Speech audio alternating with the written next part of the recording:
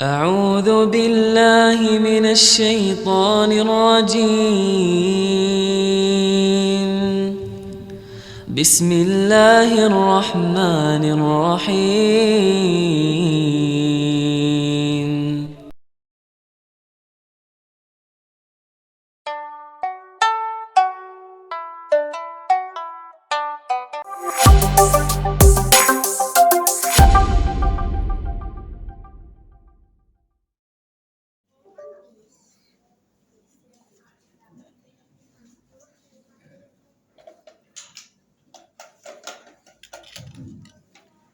Assalamualaikum warahmatullahi wabarakatuh.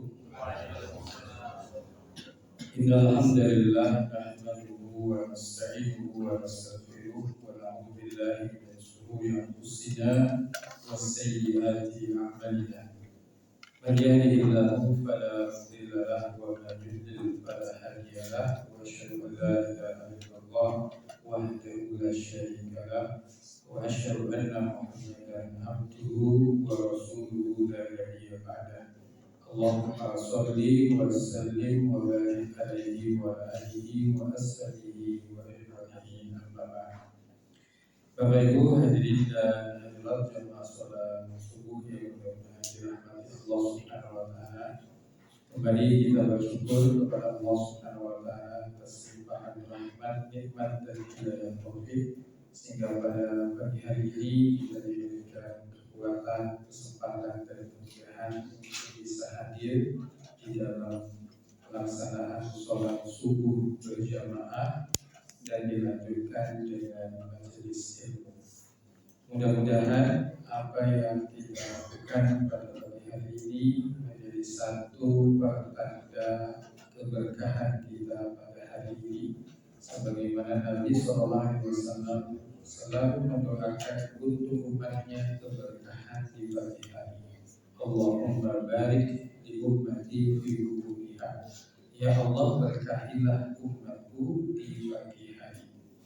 Salawat dan salam mudah-mudahan selalu terlimpahkan kepada Nabi Muhammad SAW, kepada keluarga, sahabat serta umatnya sampai akhir zaman. Nah, Bapak Ibu hadirin dan hadirat jamaah sholat subuh yang mudah-mudahan dirahmati Allah Subhanahu wa taala. Tema kajian kita pada pagi hari ini adalah jadikanlah Al-Quran sebagai kesembuhan atau asyifa. Nah, kita mulai kajian ini dengan satu fenomena yang terjadi pada kita umat Islam, ya, berkaitan dengan fenomena hajrul Quran. Ya. Apa yang dimaksud dengan hajrul Quran?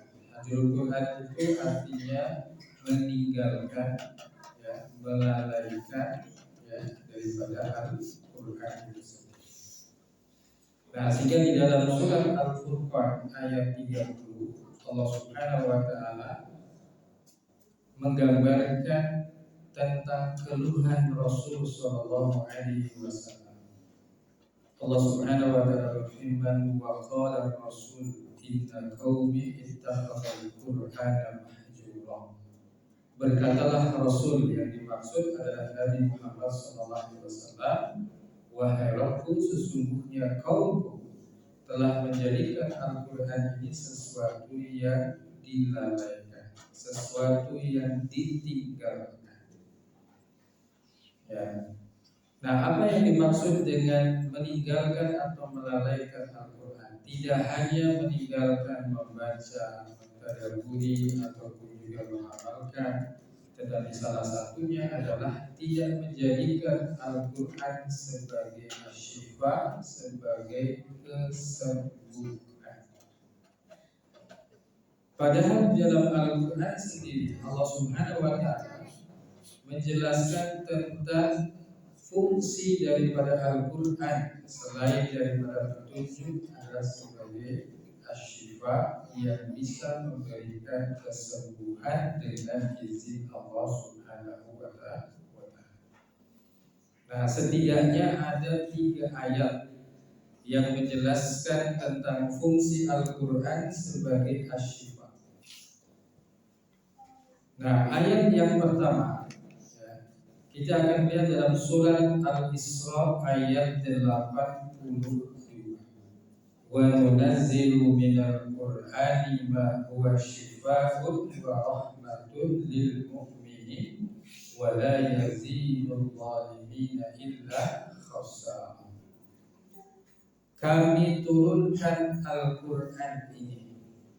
Ya, kalau yang namanya turun itu biasanya dari atas ke bawah. Ya, Al-Quran ini turun dari langit. Nah, kalau kita berbicara tentang nuzulul Quran itu ada dua. Ya, Al-Quran ini turun secara sekaligus dari Lauhul Mahfuz ya ke samai dunia, ke langit dunia. Ya, Baitul Izzah di langit dunia secara sekaligus. Kemudian dari Baitul Izzah di langit dunia turun kepada Nabi Muhammad SAW melalui malaikat Jibril secara berangsur-angsur. Ya. Nah, maka namanya Al-Quran itu turun ya dari langit kepada Nabi Muhammad SAW, kemudian Nabi Muhammad menyampaikan kepada umatnya. Nah, kemudian Allah Subhanahu wa taala menjelaskan tentang fungsi daripada Al-Quran ini, ma huwa shifaa'un wa rahmatun, yang menjadi sifat sesuatu yang bisa mendapatkan kesembuhan dan rahmat, yaitu ketenangan. Dan itu hanya berlaku bagi orang-orang yang beriman. Nah, yang perlu digarisbawahi adalah syifa dan rahmat, kesembuhan dan ketenangan ini hanya bisa didapatkan bagi orang-orang yang mengimaninya. Seberapa besar kesembuhan dan rahmat itu akan tergantung seberapa besar keimanan seseorang di dalam hati. Semakin besar keimanannya, maka akan semakin besar kesembuhan dan ketenangan yang akan didapatkan dari Al-Quran, berhubungan dengan sebagainya. Nah, kemudian di ayat yang kedua, yaitu surat Fussilat ayat 44, Allah Subhanahu wa taala memerintahkan kepada Nabi Muhammad sallallahu alaihi wasallam, "Qul," katakanlah Muhammad, "huwa lil ladzina amanu hudan wa shifaa'un." Al-Qur'an itu bagi orang-orang yang beriman sebagai petunjuk dan juga sebagai kesembuhan. Nah, maka di dalam ayat ini Allah Subhanahu wa taala menyebutkan dua fungsi Al-Qur'an, yaitu sebagai petunjuk dan sebagai kesembuhan. Kesembuhan itu bisa didapatkan ketika seseorang itu sudah menjadikan Al-Quran sebagai petunjuk. Jadi seberapa besar kesembuhan itu bisa didapatkan itu akan bergantung seberapa besar dia menjadikan Al-Quran itu sebagai petunjuk. Petunjuk untuk kehidupan manusia di dunia. Jadi bukan Quran itu hanya ada di masjid saja. Quran itu bukan hanya pada hari-hari tertentu saja. Bahkan Al-Quran itu mengatur seluruh aspek kehidupan manusia. Maka ketika seseorang itu belum bisa menjadikan Al-Quran sebagai petunjuk, maka dia belum bisa mendapatkan kesembuhan daripada Al-Quran itu sendiri. Nah, kemudian di ayat yang ketiga, surat Yunus ayat 57, ya ayyuhan nasu qad ja'akum mau'izatun min rabbikum wa shifaa'un lima fis sudur wa hudan wa rahmah. Wahai manusia, sesungguhnya telah datang kepadamu pelajaran dari Tuhanmu dan penyembuh bagi penyakit-penyakit yang ada di dalam dada, penyakit-penyakit hati, Ya, jadi kalau kita berbicara tentang hati, ya, Bapak Ibu yang berterima Allah Subhanahu wa taala, hati itu sebuah organ. Namanya organ jantung. Ya. Jadi hati itu bukan hati secara biologis, artinya liver. Tapi hati yang dimaksud adalah apa? Jantung. Nah, jantung itu posisinya ada di mana? Di dada. Dada sebelah kiri. Ya, maka disebut juga dengan namanya jantung hati. Ya, jadi apa namanya, bentuknya seperti jantung pisang. Ya, nah, pisang itu kan punya jantung. Ya, demikian pula dengan manusia punya jantung. Itu yang mungkin di masyarakat kita lebih populer dengan namanya hati. Ya. Sehingga di dalam hadis Nabi SAW disebutkan ala inna fil jasadi mudghah. Ya, ketahuilah di dalam jasad manusia itu ada segumpal daging. Ida soha jasad kullu wa ida fasadat jasad kullu karena wajibah. Kalau segumpal daging ini baik, maka akan baiklah anggota badan.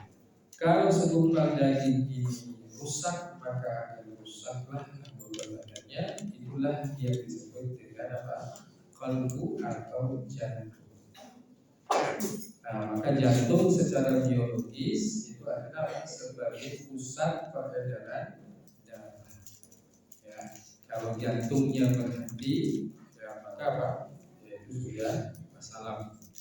Ya, sehingga penyakit yang pertama yang menyebabkan manusia itu bisa meninggal adalah apa? Penyakit jantung. Ya. Nah, secara non biologis, ya, maka jantung ini adalah tempatnya iman, tempatnya ketakwaan.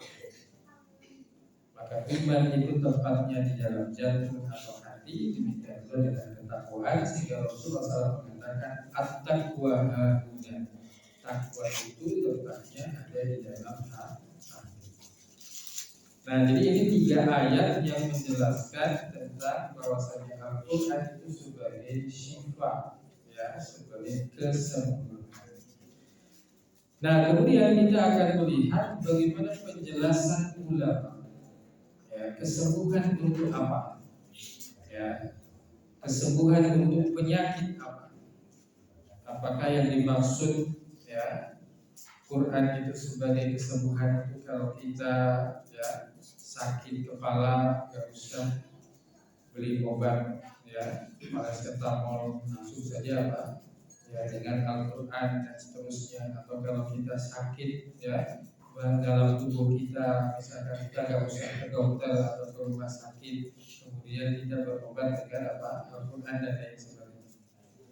Nah, tentu itu tidak, ya, dimaksudkan bahwasannya Al-Quran itu sebagai syifa menafikan pengobatan yang sifatnya apa, medis. Nah, nanti kita akan menjelaskan, ya, ada yang disebut dengan istilah ad-dawa, obat, ada yang disebut dengan istilah asyifa, yaitu apa, kesembuhan. Dan apa bedanya? Ya. Nah, maka para ulama, ya, khususnya ulama tafsir, ya, menjelaskan tentang ayat-ayat tadi. Misalkan di dalam tafsir Ibnu Katsir, ya, beliau mengatakan wasyifa'u lima fis sudur ay minasyubahi wasyukuk wa huwa izalatu ma fiha min rizqin wa danas. Syifa bagi penyakit-penyakit dalam dada artinya penyakit syubhat. Apa itu penyakit syubhat? Keraguan-raguan. Dan keraguan-raguan ini, ya, disebabkan karena kurangnya ilmu dan pemahaman. Ya, misalkan apa? Seseorang itu ragu tentang Allah Subhanahu wa taala. Maka nanti jatuh-jatuhnya dia akan melakukan kesyirikan. Kenapa dia ragu? Ya, Dia ragu bahwasanya Allah itu yang memberikan rezeki, sehingga ketika dia ingin mendapatkan rezeki, ya dengan cara apa? Pergi ke orang pintar, kemudian minta amalan, minta rapalan, ya supaya rezekinya apa? Lancar. Nah, maka di situ ada keraguan-raguan sehingga apa?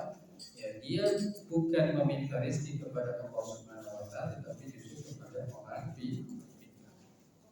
Kalau seseorang itu ragu terhadap Nabi Shallallahu Alaihi Wasallam, maka apa? Jatuh-jatuhnya dia akan melakukan perbuatan yang tidak ada tuntunannya di dalam sunnah Nabi Shallallahu Alaihi Wasallam.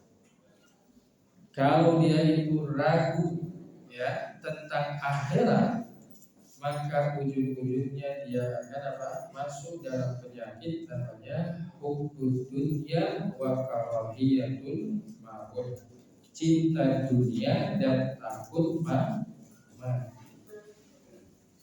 Nah, maka syubhat, keraguan-raguan ya, itu adalah satu penyakit yang harus dibersihkan, dan itu adalah sesuatu yang bisa mengotori ya jantung atau hati manusia. Nah, ini yang dimaksud dengan apa? Penyakit-penyakit yang ada di dalam jantung. Nah, kemudian di dalam tafsir As-Sa'di disebutkan, ya, Al-Quran itu adalah penyembuh bagi semua penyakit hati, baik berupa penyakit syahwat. Nah, ada penyakit syahwat. Syahwat itu artinya apa? Keinginan, ya, jiwa yang selalu diperturutkan, ya, atau yang bisa disebut dengan hawa nafsu. Ini syahwat, ya, di mana syahwat ini menghalangi manusia untuk taat ataupun ya tunduk kepada syariat, ya. Dan syahwat ini sesuatu yang ditunggangi oleh setan. Ya, contohnya misalkan, ya, seorang manusia itu butuh yang namanya tidur. Ya, tidur itu sesuatu yang dibutuhkan oleh manusia dan itu adalah sifatnya manusia. Tetapi tidur itu bisa ditunggangi oleh setan. Ya, ketika tadi malam tidurnya sudah cukup ya 7 atau 8 jam. Tapi kok ketika baca Quran ngantuk. Ya, atau misalkan apa? Ketika hadir di pengajian kok. Nah, maka apa? Ngantuknya itu bukan karena kurang tidur, tetapi ngantuknya itu karena apa? Ya, ditunggangi oleh syaitan. Ya, apalagi khususnya ini bapak-bapak. Biasanya kalau bapak-bapak tidurnya di khutbah Jumat, ya, Pak. Khutbah Jumat itu biasanya apa? Tidur yang paling nikmat. Ya, apalagi sambil bersender, gitu kan? Seperti itu. Ya. Jadi mulai pas duduk senderan, ya, kemudian khotib naik mimbar, ya, tiba-tiba langsung apa? Selesai khutbah yang kedua tinggal doa. Allahumma firlil muslimin amin amin. Ya. Nah, itu bahkan namanya tidur yang sudah ditunggangi oleh setan, karena apa? Syahwatnya itu sebetulnya sudah terpenuhi, tetapi apa? Ditunggangi oleh setan sehingga akhirnya apa? Dia mengikuti syahwat dan ini menjadi hawa nafsu. Ya. Nah, kemudian di dalam penjelasan Imam Al-Qurtubi lebih jelas lagi, ya, kesembuhan itu bukan hanya pada penyakit-penyakit hati atau penyakit-penyakit jiwa, tetapi juga menyembuhkan penyakit jasmani. Ya, kenapa? Karena ada hubungan antara ruhani dan jasmani. Ya, sekarang dalam dunia medis itu ada namanya penyakit psikosomatis. Penyakit yang disebabkan karena pikiran kejiwaan tetapi berdampak pada fisik. Ya, misalkan ada orang-orang yang dia itu apa? Ya, sering sakit kepala atau migrain. Ya, sudah ke dokter berulang kali, ya, dicek, diperiksa, dokternya mengatakan, oh ini ibu sehat-sehat aja, ya. Nah bisa jadi di situ ada apa? Ada pikiran, ya. Apalagi nanti kambuhnya migrain sakit kepala itu apa? Pas akhir bulan, kambuh, ya. Sehingga nanti ke dokter cuma dikasih obat anti nyeri, ya, pada nyeri saja. Tapi nanti apa? Balik lagi apa? Ya, nyeri lagi. Ya. Nah ini adalah sebetulnya akar permasalahannya bukan karena fisiknya, tetapi apa? Karena jiwa, banyak pikiran, ya, kemudian jadi kepala muntah, ngapa, ya, misalkan istri ngapet sama suami, suami ngapet sama apa? Istri atau ngapet sama anak, itu bisa jadi penyakit, ya. Nah, maka yang namanya perempuan itu butuh saluran. Nah, ini bedanya dengan laki-laki ya. Kalau perempuan itu apa? Ya, sering banyak apa? Curcol. Ya. Maka ibu-ibu biasanya disebut dengan jamaah sambandia. Ya. Ya. Ketemu siapa nanti sambar. Ya. Ketemu siapa nanti sambar. Ya, tapi uniknya apa? Ya, kalau untuk ibu-ibu biasanya kalau sudah sampai sudah cerita itu apa? Lega, tenang. Walaupun tidak ada solusinya, begitu ya. Nah, beda dengan laki-laki. Kalau laki-laki itu kalau ada masalah, apa? Ya diam, ya. Kadang-kadang nanti mungkin apa? Ke masjid, menyendiri seperti itu. Ya, beda dengan perempuan, ya seperti itu. Nah, itu cara yang memang Allah SWT berikan itu apa? Kita menyelesaikan masalah. Ya. Nah, jadi intinya adalah apa? Al-Quran ini sebagai syifa, artinya kesembuhan untuk hal yang sifatnya rohani dan juga apa?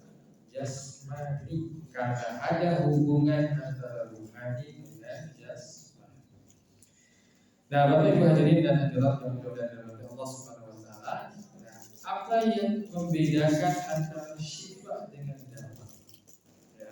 Dalam hadis Nabi SAW disebutkan likulli da'in dawa. Setiap penyakit itu pasti ada obatnya.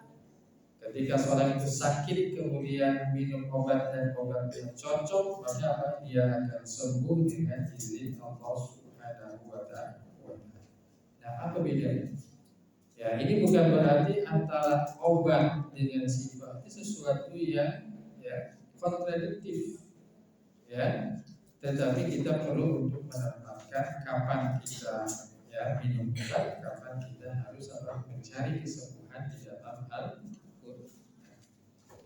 Nah, ad-dawa atau obat ini ya, ya biasanya harus dengan resep dokter. Walaupun nanti ada obat-obat yang memang tidak harus pakai resep dokter untuk penyakit-penyakit yang ringan. Nah, kemudian nanti apa? Supaya bisa menjadi obat harus terbukti secara ilmiah. Ya, oh obat ini untuk penyakit ini, obat ini untuk penyakit ini, itu harus dibuktikan. Dan itu berlaku yang namanya apa? Sunnatullah. Ya. Tetapi itu semua sifatnya hanya dugaan manusia. Ya, dugaan manusia. Sekarang ini ada penyakit seperti kanker misalnya. Ya, itu saya tanya ke beberapa dokter itu, jawabannya kanker itu hanya ya akibat keturunan saja. Penyebab ya aslinya itu tidak terdeteksi seperti apa. Bahkan nanti kadang-kadang ketika di apa namanya di USG dan lain sebagainya itu kadang-kadang tidak nampak. Ya, tetapi apa? Ada penyakit-penyakit kanker dan lain sebagainya yang itu apa? Ya, menimpa beberapa orang. Nah, jadi kalau kita lihat, ya, kanker itu sebetulnya lebih banyak hal yang bersifat non fisik daripada hal yang bersifat apa? Fisik. Ya. Nah, sehingga nanti apa? Obat itu bisa ada obat dari medis, bisa juga nanti obat dengan herbal atau tradisional, dan itu sifatnya apa? Sebagai nutrisi. Ya. Nah, beda dengan sifat. Sifat ini akan berkaitan dengan iman. Ya, keyakinan kita berkaitan dengan Al-Quran itu berfungsi sebagai sifat. Dan sifat ini adalah turun dari langit, karena Al-Quran itu turun dari langit, dan kesembuhan itu sesuatu yang bersifat. Ya, sama dengan apa? Doa itu pasti dikabulkan atau tidak, Bapak Ibu? Pasti. Doa itu pasti dikabulkan. Tetapi nanti ada doa-doa yang terhalangi. Bukan tidak dikabulkan, tapi apa? Terhalangi. Dari yang menghalangi itu adalah di dalam diri manusia itu sendiri. Nah, disinilah kita apa? Membedakan mana itu jawab, mana itu sifat, tetapi apa? Antara obat dengan kesembuhan, sesuatu yang tidak saling bertolak belakang. Ya. Nah, oleh karena kita perlu untuk memahami diri kita sendiri. Ya. Setidaknya ada 3 elemen di dalam diri manusia yang itu menjadi antibodi. Ya, sesuatu yang membuat ya diri kita ini menjadi lebih kuat ketika apa? Ya, dihadapkan pada sebuah penyakit. Nah, manusia itu awal pertama kali diciptakan dari ruh dan jasad. Nah, sebagian ulama menyebutkan ya diciptakan ruh dulu, baru setelah itu jasad. Di dalam surat Al-A'raf ayat 172.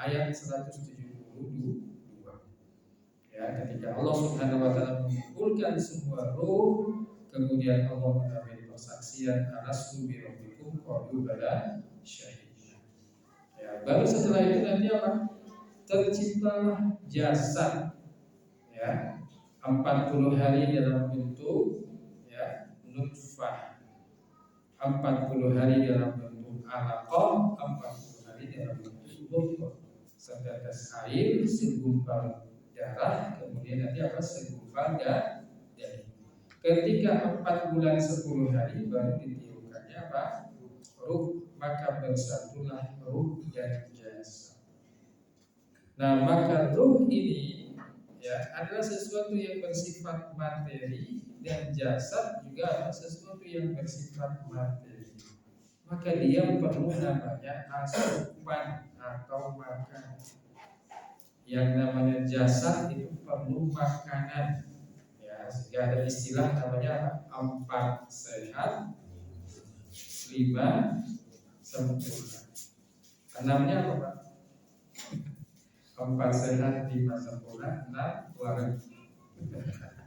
Jadi kalau belum kenyang itu ya belum makan, ya seperti itu.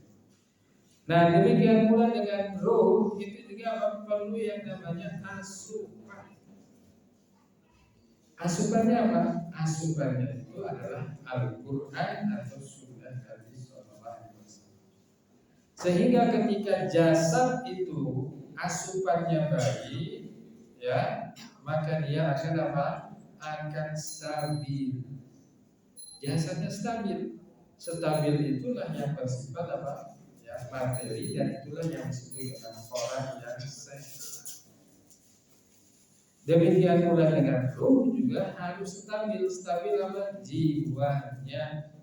Maka ketika stabil jiwanya, stabil jasadnya, maka itu menjadi antibodi.